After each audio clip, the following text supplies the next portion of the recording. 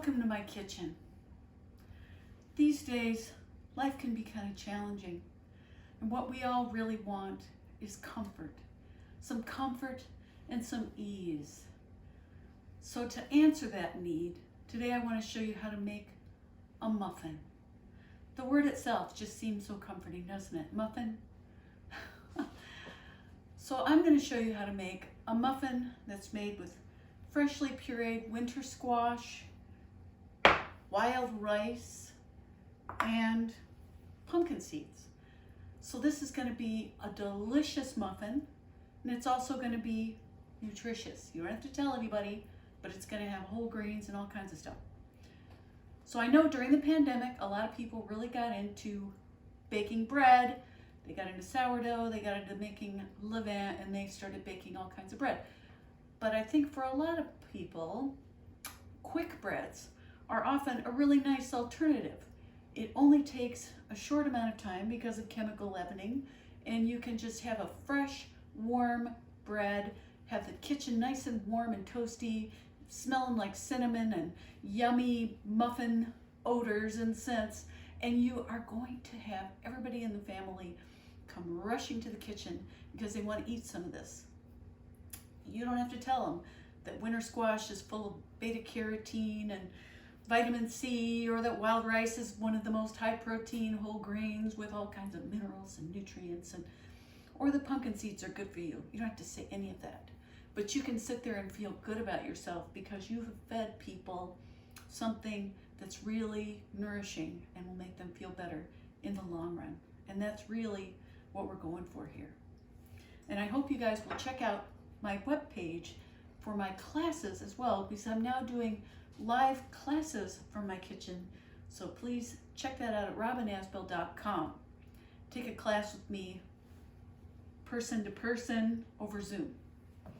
So to get started on my muffin, got some unbleached flour, whole wheat pastry flour. Whole wheat pastry flour is made from a softer kind of wheat, and it's also more finely ground. So it is important when you're making a muffin to have that kind of flour or something similar. You want a lower gluten flour, you don't need bread flour. So I've got salt, baking soda, and a generous tablespoon of cinnamon, because cinnamon, who can get enough cinnamon? Just gonna stir that up. And then I'll get my liquid measured ingredients going, my wet ingredients. And I've got 3/4 of a cup of non-dairy milk, your choice. I'm just going to stir that together in this measuring cup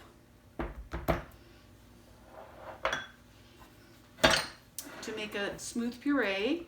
Now, one of the things that this beautiful squash does is, instead of using eggs in this plant-based muffin, we're going to use a combination of the bulk of squash, which is going to replace some of the volume of those eggs.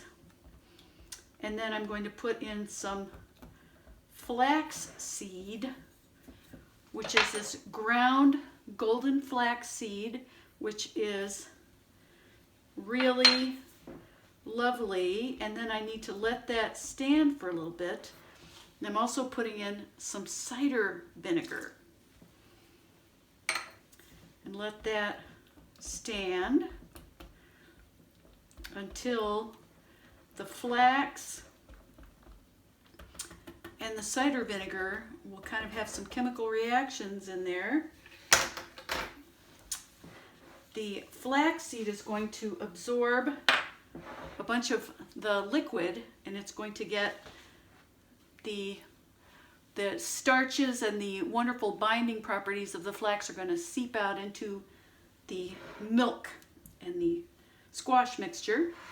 So I'm going to stir this organic sugar into the flour. Stir that up. And after My liquid mixture stands for a little bit. I usually give this a few minutes.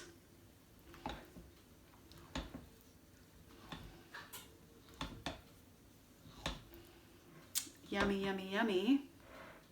I get a bowl, and I'm going to combine this squash and non-dairy milk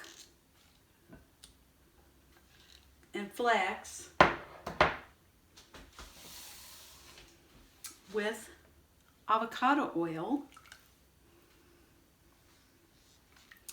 which is the kind of the healthy neutral oil that I've been using most lately, because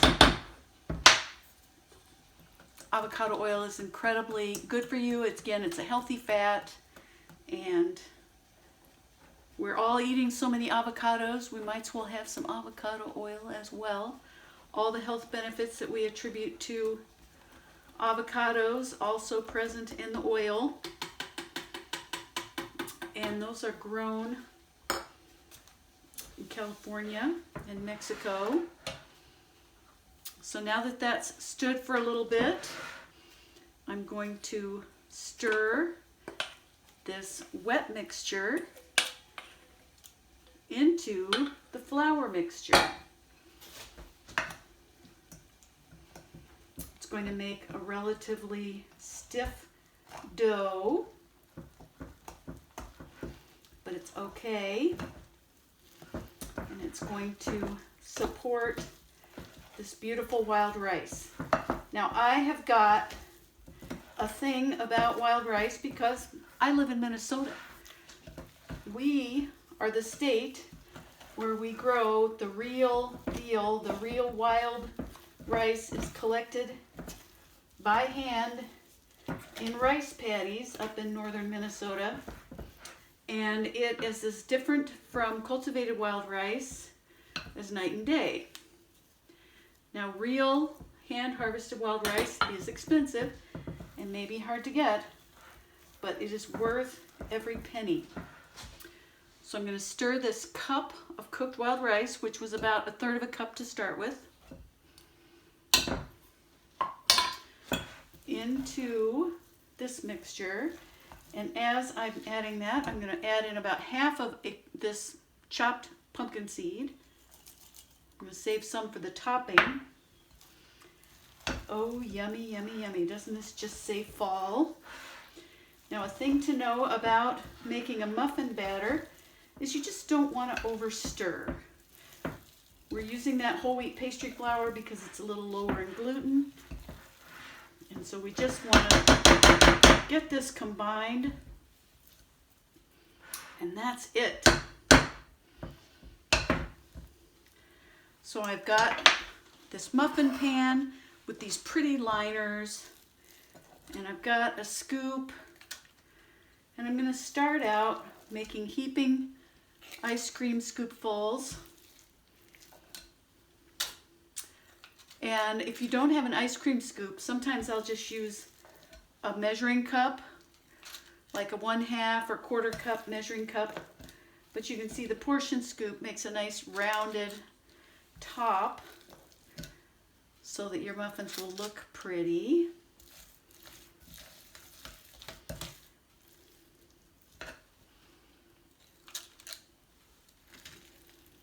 And I just can't get enough of winter squash. And to be honest, you might be asking me from the other side of the camera whether you could make this with canned pumpkin. Of course you could. And the thing about making your own fresh squash, all right, I'm going to be one shy because I went a little big on these, is it's got so much more flavor. Canned pumpkin is really, if you open that can, go ahead, take a taste. It doesn't really taste that great. So the pumpkin that we're putting in pie actually really needs a lot to give it that, exciting pie flavor. All right, so here we go. So the final excitement here is I'm going to sprinkle a few more chopped pumpkin seeds on each one, because that's the streuselish sort of looking topping. And then I've got some turbinado sugar, which is the crystalline sugar. And I'm going to just sprinkle that on top.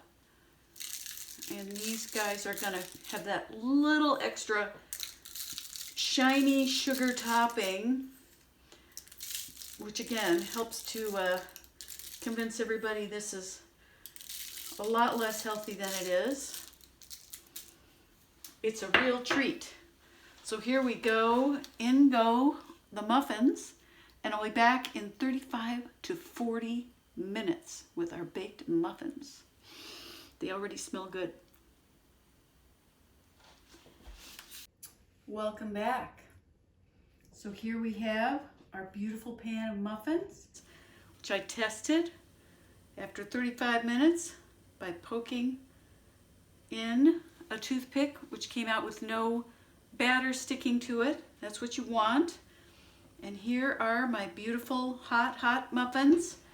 And I'm going to put them into a basket. See how pretty those frilled out little papers are. And I like these because they keep the muffins from spilling over and sticking to the tops of the muffin pan, right? That's always a drag when you get a big fat overfilled muffin, which is what everybody likes, and the little edges stick to the sides of the pan. Don't like that. You can oil the top of the pan as well. So here we have a beautiful basket of hot muffins, which I can then cover up if I were so inclined. I'm going to pop one onto a plate. And see, it's so hot, but I'm going to just tear a piece off. Oh, look at that. The steam is rising off of this beautiful, moist, delectable muffin. And I'm just gonna take a little moist, tender, with the little chewy pieces of wild rice in there, crunchy little pieces of pumpkin seed. Tastes like cinnamon. Smells like fall. It smells like everything you want in your nice warm kitchen to comfort you during this season. So if you want to make this recipe your own, you can always make it with other grains as well as wild rice. If you can't get good wild rice, you can make it with other cooked grains, whether it's bulgur or brown rice or even quinoa, because I love whole grains and it's a nice way to sort of feature them in there.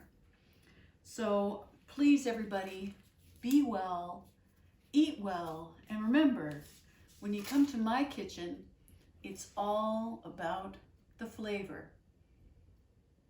See you next time.